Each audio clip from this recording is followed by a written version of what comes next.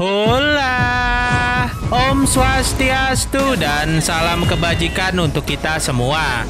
Dan semoga kawan semuanya selalu mendapatkan hari yang cerah dan diberi rejeki yang melimpah. So, kali ini Mimin akan membawakan narasi film yang berjudul Susan 10,000 Sword yang bercerita tentang seorang murid sekte 1000 pedang yang mencari keberadaan sebuah pedang pembasmi iblis untuk mengalahkan musuh terkuat yang telah lepas dari segelnya dan membahayakan semua umat manusia. Penasaran dengan kisah serunya? Yuk kita mulai intronya. Let's check it out.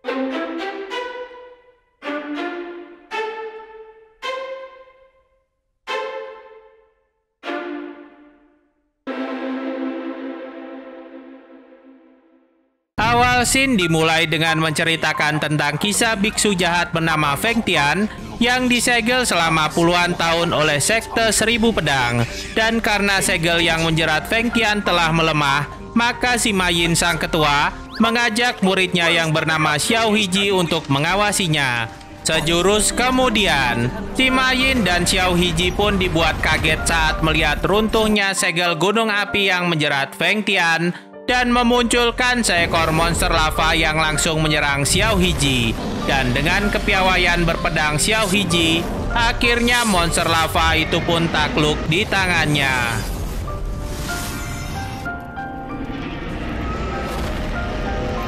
Dan setelah monster itu musnah, tiba-tiba saja mereka menemukan Feng Tian si biksu jahat yang sudah tidak tersegel oleh rantai gunung api sekte 1000 pedang. Melihat hal itu, Xiao Hiji pun berusaha menyerang Feng Tian, namun dia malah diajar habis-habisan oleh Feng Tian. Melihat muridnya yang tak berdaya, si Ma Yin pun menyerang dengan pedang terbangnya, namun berhasil dihindari oleh Feng Tian. Dan tak berhenti sampai di situ, si Ma Yin pun mengeluarkan jurus 1000 jarum batu yang sama saja tidak mempan menghadapi Feng Tian. Malah dengan sekali kibasan tangan Feng Tian, si Ma Yin akhirnya terluka oleh kekuatan Feng Tian yang dahsyat. Tak tinggal diam akan aksi Feng Tian, si Ma Yin pun akhirnya dapat menangkap tubuh Feng Tian dan berniat menguburnya bersama dengannya dalam penjara batu buatannya. Sementara Xiao Hiji sendiri dilemparkan oleh si Ma Yin dengan sihirnya untuk menemukan pedang surgawi di negeri siluman sebagai senjata untuk mengalahkan Feng Tian nantinya. Sedangkan penjara batu si Ma Yin sendiri hanya bisa menahan kekuatan Feng Tian cuma dalam 10 hari saja. Sementara waktu di tempat lain, kakak perguruan Xiao Hiji yang bernama Hua Jin dipasrahkan oleh si Ma Yin untuk mengatur sekte 1000 pedang saat dia pergi untuk menyegel kembali Feng Tian yang telah bangkit. Dan di sana, Hua Jin yang memang ingin menguasai sekte sejak lama kemudian memecat dua sesepuh sekte 1000 pedang dan menggantinya dengan Ping Yin, murid kepercayaannya yang lebih muda dan pandai menjilat. Scene pun berlanjut pada Xiao Hiji yang telah mendarat tepat di hutan negeri siluman. Dan di sana, Xiao Hiji yang terjatuh di depan Meng Yin membuat gadis satu-satunya di negeri siluman itu menjadi jatuh hati pada pandangan pertama pada Xiao Hiji yang rupawan.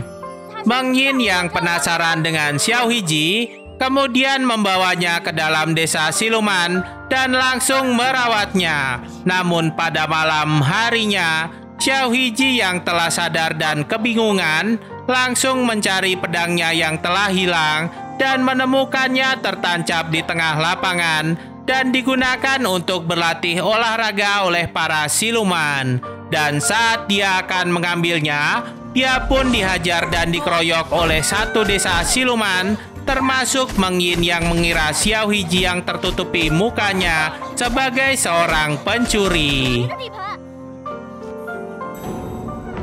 Scene pun berlanjut pada Xiao Hiji yang terbangun setelah diajar oleh Meng Yin, dan tanpa sengaja dia mencium bibir Meng Yin yang membuat Meng Yin makin salah tingkah dan pergi meninggalkan Xiao Hiji. Memanfaatkan hal itu, Xiao Hiji lalu mencoba menghubungi Hua Jin dan meminta bantuannya untuk menyerang desa siluman dan mendapatkan pedang surgawi bagaimanapun caranya, karena guru mereka telah terperangkap bersama Feng Tian di penjara batu. Namun tanpa diduga, permintaan Xiao Hiji itu pun ditolak oleh Hua Jin yang mengatakan bahwa dia hanya diperintahkan oleh Sima Yin untuk mengurus sekte 1000 pedang saja, sedangkan membasmi Feng Tian menjadi tugas Xiao Hiji dan gurunya. Dan di sisi lain, Xiao Hiji yang selalu menolak usaha Meng Yin dalam mendekatinya, kemudian memaksa Meng Yin untuk berbuat nekat. Dan dia pun meminta bantuan Ling Ling si penyihir desa untuk membuatkannya sebuah talisman yang akan mentransferkan kekuatan Xiao Hiji kepadanya dan memaksa Xiao Hiji untuk terus berada di dekat Meng Yin. Keesokan harinya, Xiao Hiji yang melihat sebuah boneka jerami yang disembah oleh para siluman di desa mengira bahwa pedang surgawi disimpan di dalam boneka itu. Dan oleh karena itu, Xiao Hiji pun kemudian membebaskan siluman ginseng yang mengamuk di dalam desa, sementara dia akan memeriksa boneka jerami tersebut. Namun tidak berapa lama kemudian, siluman ginseng yang mengamuk rupanya dengan gampang ditangkap oleh siluman raksasa yang langsung mengaku bahwa Xiao Hiji yang menyuruhnya. Dan tak berapa lama saat Xiao Hiji menjelaskan bahwa dirinya tak bersalah, dia pun refleks mengangkat tangannya. Dan kesempatan itu pun dimanfaatkan oleh Meng Yin untuk menempelkan talisman di tangan Xiao Hiji hingga dia pun tidak bisa menggunakan kekuatannya lagi. Dan kemudian, keadaan itu pun akhirnya membuat Xiao Hiji harus memutar otak untuk melepaskan talisman itu. Dan dia pun berpura-pura ingin menikahi Meng Yin agar talisman di tangannya dapat dihilangkan. Dan saat upacara pernikahan telah selesai dilaksanakan, dia pun langsung mencari talisman tersebut. Namun talisman itu sangat sulit ditangkap dan berhasil menghilang saat terkena lilin di ruangan pengantin. Dan setelah itu, Xiao Hiji yang masih penasaran akan pedang surgawi kemudian mencarinya di boneka jerami, namun tak menemukan apa-apa. Hingga tibalah Meng Yin yang kemudian sadar bahwa Xiao Hiji sebenarnya tidak berniat menikahinya sama sekali. Xiao Hiji yang putus asa karena tidak mendapatkan pedang surgawi kemudian berniat menerobos dinding penghalang di negeri siluman hingga petir pun menyambarnya dan melukai Meng Yin yang masih terhubung dengan Xiao Hiji lewat talisman di punggungnya. Meng Yin yang pingsan tentu saja membuat Xiao Hiji panik dan mencari Ling Ling untuk menyembuhkannya. Dan di saat Xiao Hiji bertemu dengan Ling Ling, Ling Ling pun mengetesnya dengan mengatakan bahwa Xiao Hiji bisa mendapatkan pedang surgawi hanya dengan cara membunuh Meng Yin dan menggunakan darahnya sebagai syarat persembahan pedang surgawi. Namun tanpa diduga, Xiao Hiji pun menolaknya karena hal itu sangat bertentangan dengan hati nuraninya dan ajaran sekte 1000 pedang, hingga akhirnya Ling Ling pun memutuskan untuk membantu Xiao Hiji menyembuhkan Meng Yin. Dan saat itu, Ling Ling pun bercerita pada Meng Yin bahwa dulu dirinya telah membantu Sima Yin untuk mengaktifkan pedang surgawi dengan darahnya dan menyegel Feng Tian di gunung api. Namun setelahnya, Sima Yin malah berniat meninggalkannya hingga Ling Ling pun terpaksa mencuri pedang surgawi dan disembunyikannya di monumen desa siluman yang melindungi mereka dengan perisai petir selama ini. Dan keesokan harinya, Meng Yin yang tergerak oleh ketulusan hati Xiao Hiji yang menolongnya kemudian berniat mendapatkan pedang surgawi di monumen desa siluman. Dan dengan mengambil sebagian darahnya melalui tusukan pisau, Meng Yin pun berhasil mengeluarkan pedang surgawi dari dalam monumen desa siluman. Namun tanpa diduga, tiba-tiba Hua Jin pun datang dan merebut pedang surgawi yang barusan ditemukan oleh Xiao Hiji. Dan setelah dia berhasil menghancurkan pelindung petir di desa siluman, Hua Jin pun membantai para penduduk desa siluman dan menyandra beberapa orang terkuat untuk diambil darahnya dan menyempurnakan pedang surgawi yang didapatkannya. Dan saat Xiao Hiji dan yang lainnya sedang disandra oleh Hua Jin, Ling Ling pun menyamar sebagai Hua Jin dan menyuruh Pinggin membukakan penjara bawah tanah agar dia dapat membebaskan kawan-kawannya. Namun tanpa diduga, Hua Jin yang asli rupanya juga datang di sana dan langsung membongkar penyamaran Ling Ling. Saat kekacauan itu terjadi, Xiao Hiji dan yang lainnya pun mencoba untuk kabur. Namun naasnya, beberapa orang yang bersamanya harus menjadi korban keganasan pedang surgawi, hingga Xiao Hiji pun harus mengalihkan perhatian Hua Jin dengan serangannya agar dapat kabur dan menyelamatkan gurunya yang masih tersegel di penjara batu. Scene pun berlanjut pada Xiao Tian yang telah sampai di gunung api tempat gurunya tersegel. Dan belum sempat membebaskan gurunya, tiba-tiba Hua Jin pun menghadang mereka dan mencegah niatnya.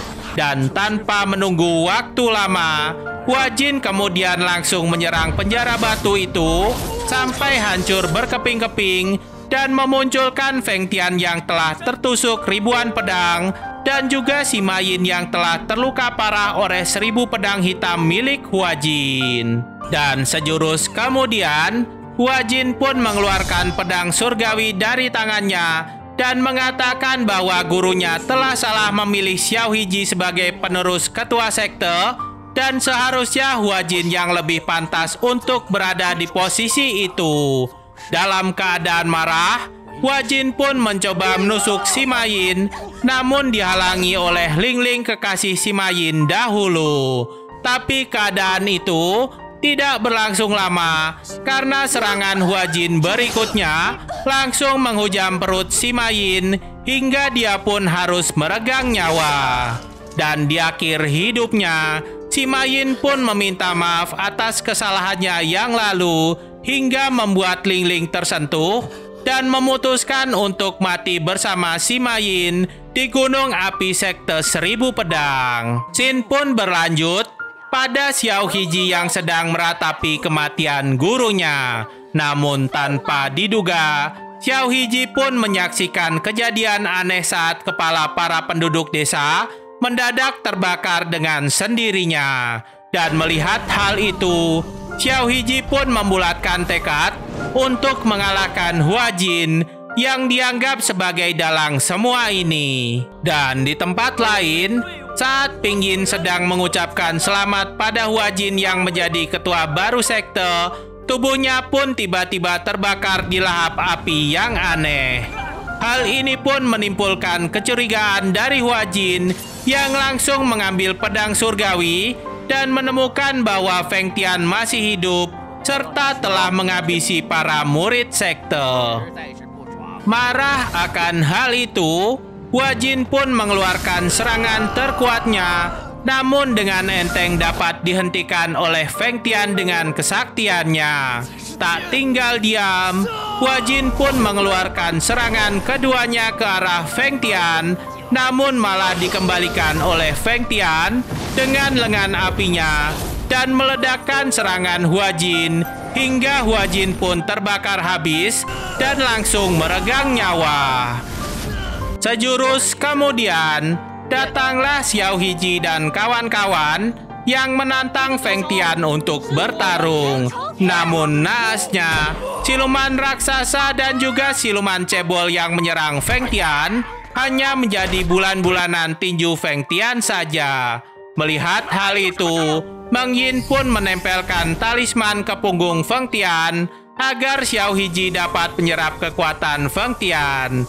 Dan saat Xiao Hiji akan mengeluarkan jurusnya, trik mereka pun ketahuan hingga Feng Tian pun mementalkan Xiao Hiji dengan aura iblisnya.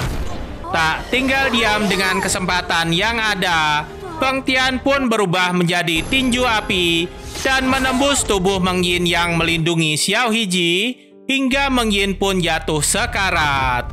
Melihat hal itu, siluman cebol dan siluman raksasa mencoba menahan Feng Tian, namun keduanya dengan gampang dipentalkan oleh kekuatan Feng Tian. Dan di sisi lain, saat Xiao Hiji memeriksa keadaan Meng Yin yang sekarat, dia tiba-tiba mendengar detak jantung Meng Yin dan menemukan pisau bercahaya yang tadinya digunakan Meng Yin untuk menusuk dadanya sendiri.